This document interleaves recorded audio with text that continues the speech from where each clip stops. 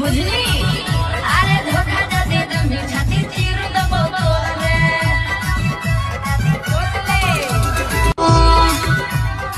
এই হিয়া লাইকি কা বুঝে নাই ডর যাইবো हम सीधे कर जवाब चढ़ जाइबो हमरा के बुझे नै छोड़ा कमजोर रे धोखा যদি তুমি ছাতি চির দেব তোরে বুঝলি